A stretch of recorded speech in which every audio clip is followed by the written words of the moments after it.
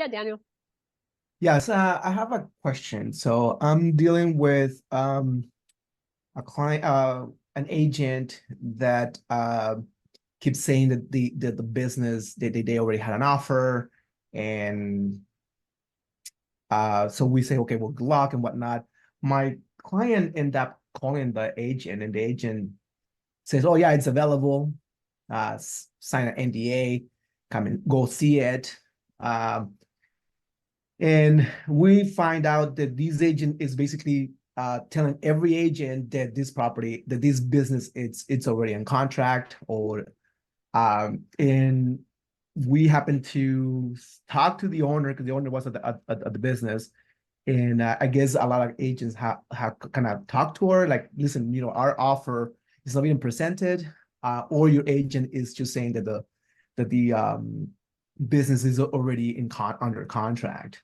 How Mhm. do you deal with those type of agents when you have willing buyers, cash buyers to buy the business, and then they're under contract with the seller, but they're not presenting offers, or they're not taking any offers from other agents? Yeah, I mean that's a tough one. So, first off, what state are you in, or what state is the business I'm here in in? Southern California. Okay, in California. So, I mean, certainly the buyers can they can file a complaint with the DRE and very easily just file a complaint saying, hey, submitted an offer, the agent is not submitting, is not submitting. Um, but aside from that, the problem you have, Daniel, is that business brokers, this is not like real estate where and NAR just had this big ruling against them. So, real estate is going to have to change and become more like business brokerage. But in general, if you're representing a buyer and you want to get paid, your buyer needs to agree to pay your fee. And you need to have unless you are, representing the seller on the transaction, you need to have a representation agreement from your buyer.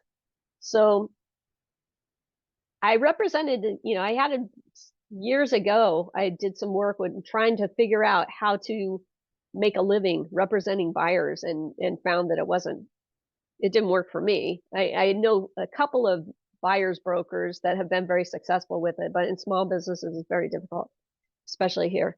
Um, but what I did was when I started working with the buyers, I would just explain to them, look at, the seller's CPA does not pay your CPA and the seller's attorney does not pay your attorney. So the seller's broker is not going to pay me.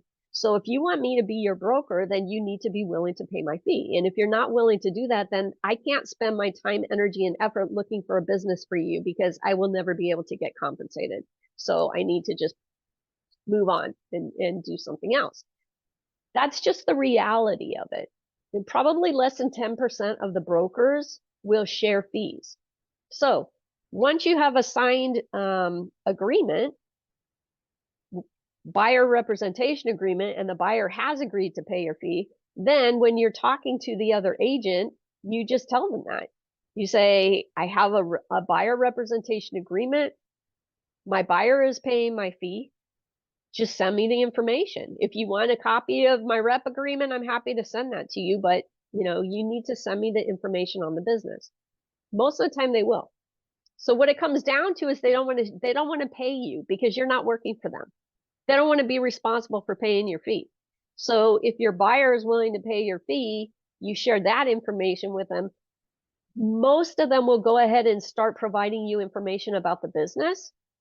There are still a handful that won't. They just say, no, I don't want anybody else involved in my transactions. And so they're not going to allow any other brokers, any other agents um, to represent their clients. It's Yeah, just the how it weird is. thing. And they'll tell you to refer it. They'll say, hey, if you have a buyer, refer it. I'll pay you a referral fee, but I'm not, you're not getting involved in my transaction. And a lot of the reason for that is because there's a lot of residential and commercial agents that don't Mhm, have any training on business brokerage, mhm. and they don't understand business brokerage. Businesses and business sales are confidential. You there are residential agents that'll put a business sale in the MLS for every other agent out there to see. Well, oh my God, if you know anything about business brokers, if you had any training at all, you know that completely inappropriate. So any marketing advertising we do, same thing with commercial agents. They'll take pictures of the signage and stick it in LoopNet with an address. And it's like, are you kidding me? You can always tell when somebody is marketing a business and they have absolutely zero training in business sales. So, Well, but that's your problem, is you need a buyer rep agreement. You need the buyer willing to pay your fee. And then when you communicate that to the other agents, because you've communicated that and you do have a buyer rep agreement, they're going to take you more seriously, and they'll probably furnish you with the business information that you're looking for. Well, that's the weird part, that I do have that agreement signed, and I have mentioned the agent that my client's paying my fee because I understand that part. What I don't understand is why he's not, like willing to work with when he's gonna get his full whatever agreement he has with the seller. But there yeah, are still some that, I mean, I think, are you a member of CAB? No. Okay. So there are a lot of, and I don't know who the broker on the other side is, but I do know there are some brokers in CAB CAB is the California Association of Business Brokers. And so that's where you get the training, business sales training, because CAR has nothing.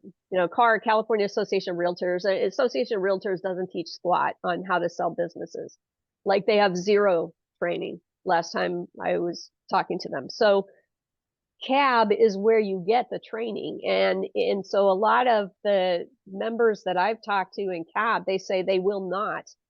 They'll share information with other brokers as long as they're CAB members or IBBA members. So if you're a member of CAB or IBBA, make it very clear to them. If you're in California, you should join CAB, because then you get IBBA membership free. And it actually costs less to join CAB than it does IBBA directly. Okay. But that, I am a member of IBBA. Okay, well, tell them that. Okay. And like I said, I don't know who the broker is on the other side, but I do know that there's a handful of brokers that they're just not going to share information, period. They just won't. Yep. So, and what I do about that is I just move on, because you can only spend so much time on something that's going nowhere, and they're not going to be cooperative. And and you've already told them you're not looking for them to pay your fee. So at that point, if they're still saying no, then that's just who they are. That's just how they do business. And there's not a lot you can do about it.